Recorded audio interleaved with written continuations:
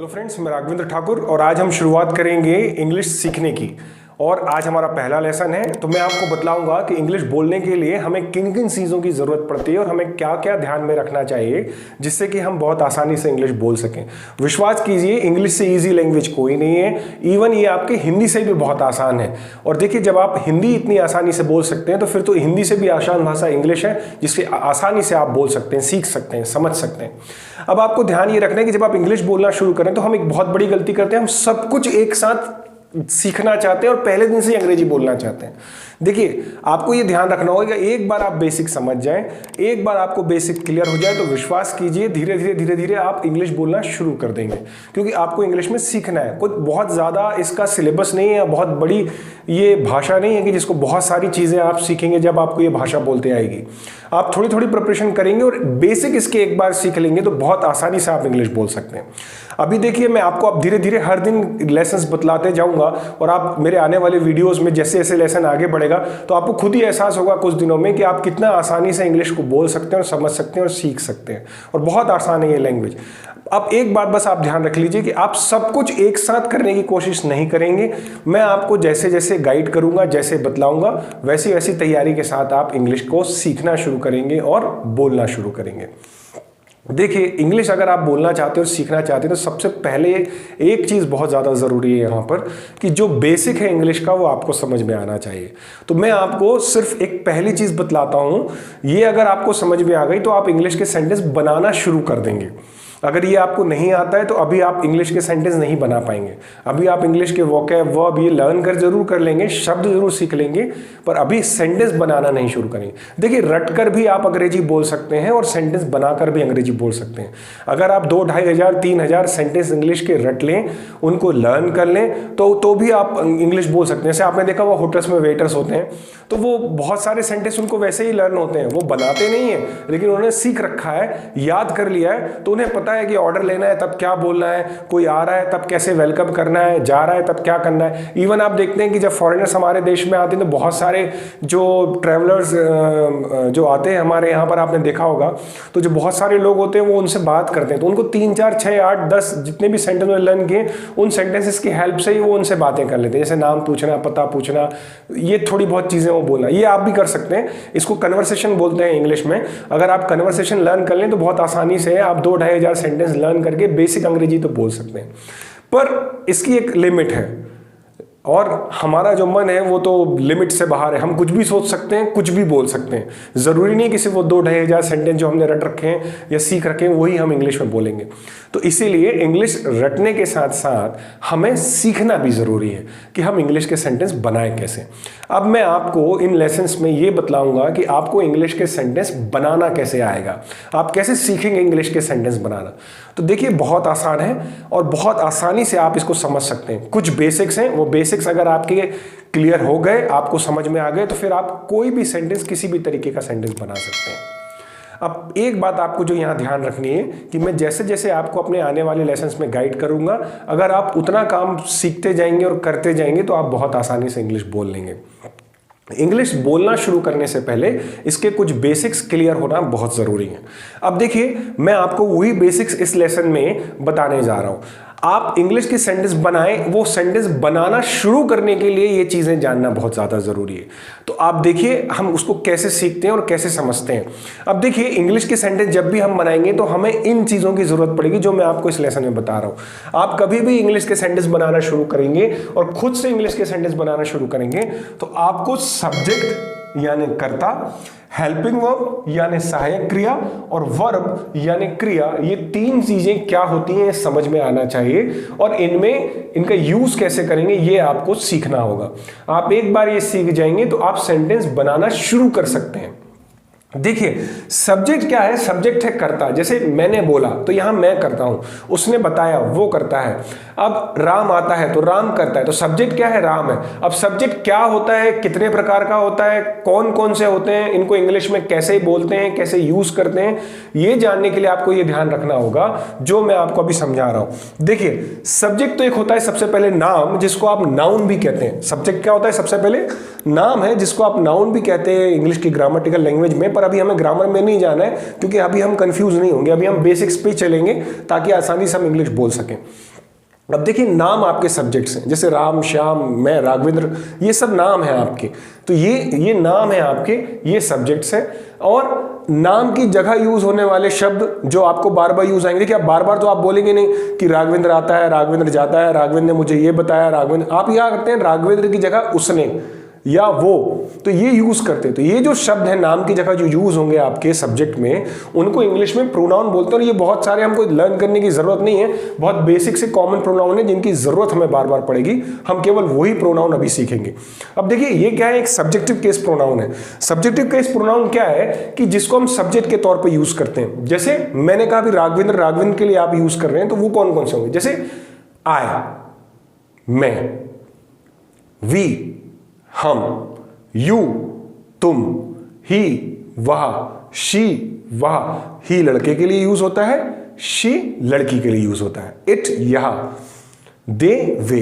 अब इसमें हम जाते हैं तो ये क्या होता है, ये first person singular, first person plural, second person, third person, अभी हमें इसमें नहीं जाना है। अभी हमें सिर्फ इतना समझ लेना है कि मैं को इंग्लिश में आई बोलते हैं, हम को वी बोलते हैं, तुम को यू बोलते हैं, वह को ही बोलते हैं, वह अगर लड़की के लिए तो उसे शी बोलते हैं, यह को इट बोलते हैं और दे को वे बोलते हैं।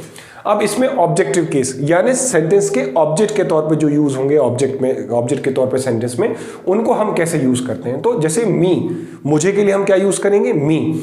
हमें के लिए हम क्या यूज करेंगे, अस। तुम्हें के लिए हम क्या यूज करेंगे, यू। उसे के लिए हम क्या यूज करेंगे, हिम। उसे अगर लड़की के लिए तो उसे हम क्या यूज करेंगे, हर।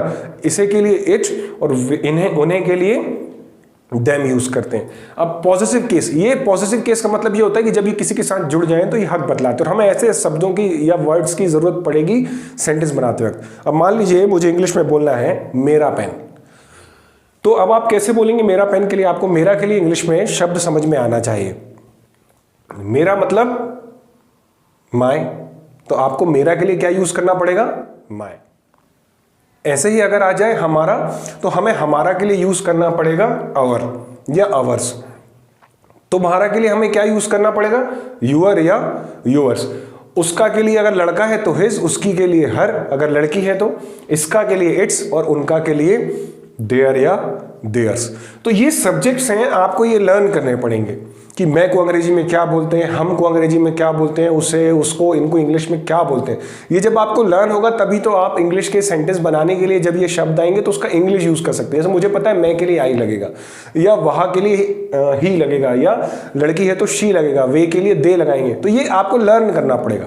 तो जब एक बार आप ये सब्जेक्ट लर्न करेंगे, और इतना ही लर्न कीजिए, इतना ही आपके लिए काफी, आप पूरी अंग्रेजी बोल जाएंगे, अभी आपको कोई जरूरत नहीं पड़ेगी इसके अलावा लर्न करने की। तो ये आपके हो गए सब्जेक्ट।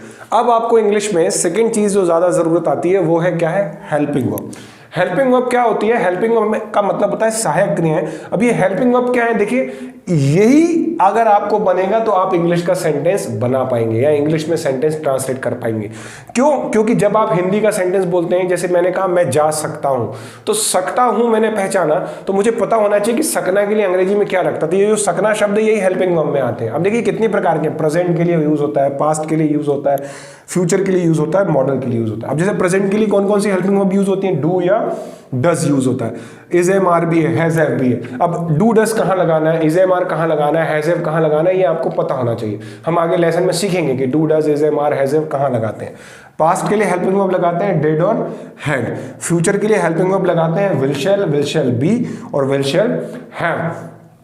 मॉडल हेल्पिंग वर्ब भी होती हैं। अब मॉडल को हम कैसे यूज करेंगे, क्योंकि जैसे अभी मैंने आपको बोला कि मैं बोल सकता हूं, तो सकना या चाहिए, तो ये जो शब्द इनके इंग्लिश जो है वो मॉडल्स हैं, जैसे can, could, may, might, shall, should, must, ought to, need, use to, have to.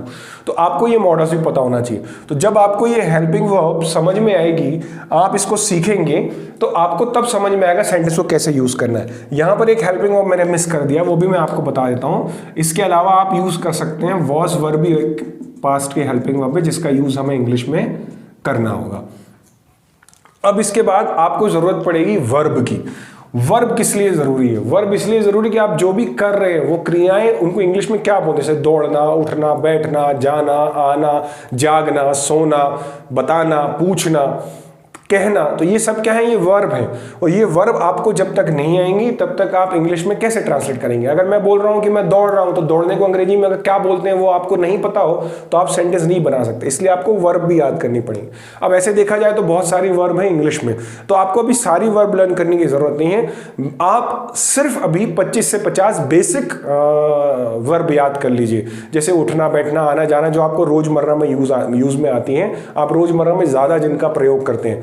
एक बार आपने ये वर्ब लर्न कर ली तो आप आसानी से इंग्लिश के सेंटेंस ट्रांसलेट कर पाएंगे।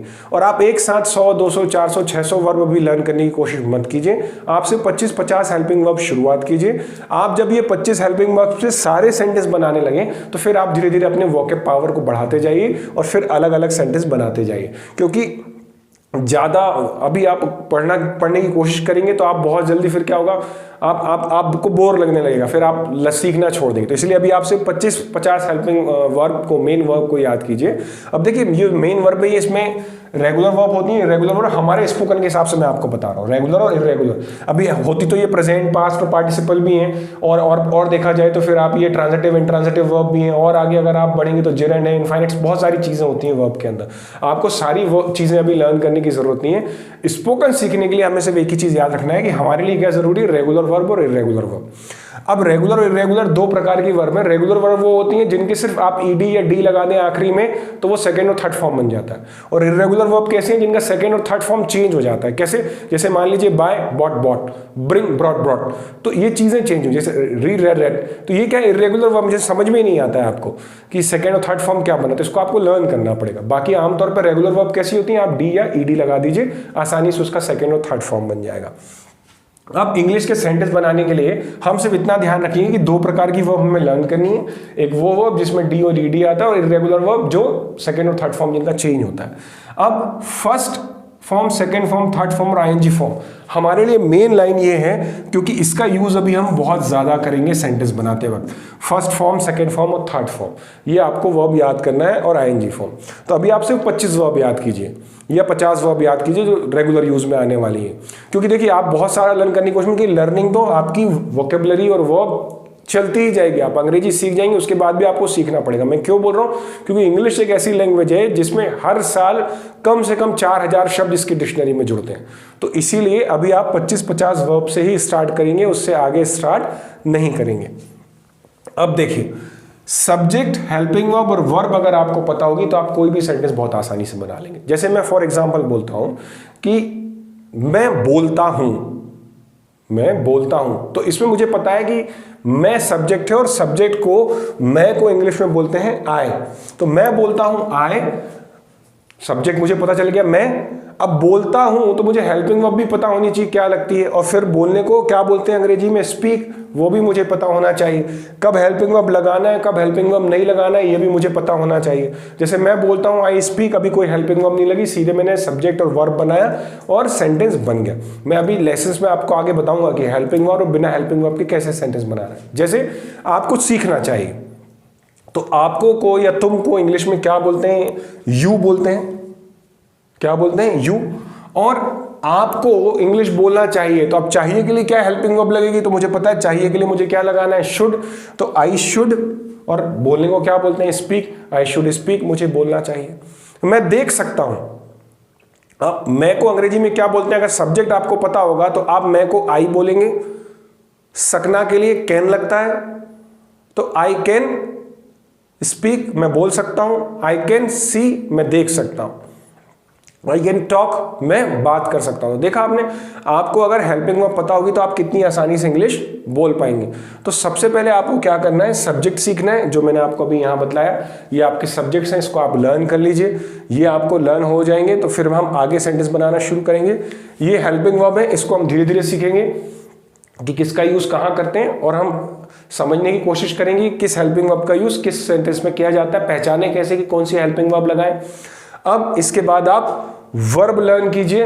वर्ब मैंने आपको बोला, आप बहुत सारी वर्ब लर्न करने की कोशिश मत कीजिए बिगिनिंग में। आप सिर्फ 25 to 50 वर्ब आपको लर्न करनी है। एक बार अगर आपने 25 से 50 हेल्पिंग वर्ब लर्न कर ली तो आप आसानी से इंग्लिश बोल सकते हैं।